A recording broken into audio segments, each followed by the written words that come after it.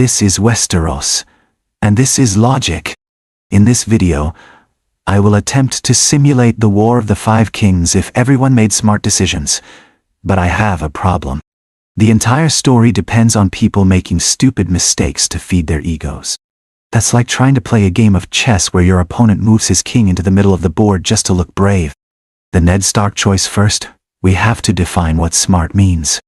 In this simulation, smart means doing whatever keeps you alive. It ignores honor. It ignores pride. The simulation changes everything in season 1. Ned Stark finds out Joffrey isn't the real king. In the show, he warns his enemy. This is a death sentence. A smart Ned Stark has two choices. Option A, he leaves the city immediately. Option B, he teams up with Renly Baratheon. They strike at night, capture the royal children, and take over the castle. The simulation picks option B. If Ned has the children, Tywin Lannister can't fight. He can't start a war, while Ned Stark is holding his family hostage. Therefore, the war never happens. It starts with a Lannister surrender. Stannis Baratheon is invited to take the throne. But this creates a new problem. The brothers deal Stannis has the legal right to be king. Renly has the biggest army. In the show, they fight. This destroys both of them. A smart Renly knows that fighting his brother is a waste. A smart Stannis knows he can't win without Renly's food supply. Therefore, they make a deal. Stannis becomes king. Renly is named his heir until Stannis has a son. This combines Stannis' ships, Renly's food, and the Starks' loyalty into one giant team. Against this team, no one else stands a chance.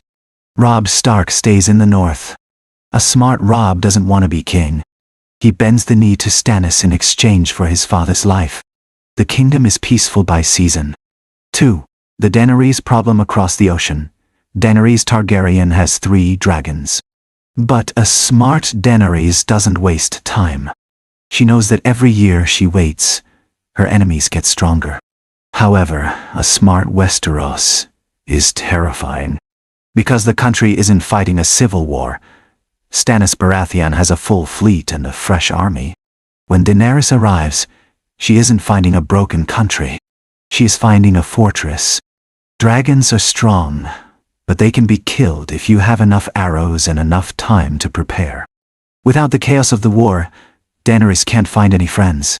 The Tyrells are happy. The Starks are safe. She's an invader with no help. In this simulation, she either stays in the east, or she is assassinated before she ever lands. A rich, unified kingdom can afford to hire the faceless men to solve the problem for them. The Long Night finally. The White Walkers. In the show, the Night King wins battles because Westeros is weak and distracted. But in this timeline, the wall is guarded by the whole kingdom. Stannis Baratheon is on the Iron Throne. He is the only person who actually believed the threat was real. He sends resources to the wall. He mines the dragonglass weapons early. When the Night King attacks, he hits a wall of disciplined soldiers armed with the right weapons. The army of the dead relies on killing people to grow their army. But against a smart defense, they never get the chance to grow. The Long Night isn't a war. It's a short battle. Conclusion: so, who wins if everyone is smart? Stannis Baratheon Tonti.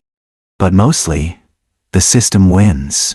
The chaos, the drama, the red weddings, they all happen because humans make emotional choices. If characters acted with logic, Game of Thrones wouldn't be a tragedy. It would be a boring documentary about good government. Being smart saves lives. But it ruins the story. In Westeros, peace is just another word for boredom. Stannis Baratheon was the only character who tried to play the game with logic, and the writers punished him for it. To see exactly how they ruined Stannis to force the plot to happen, watch this video right here.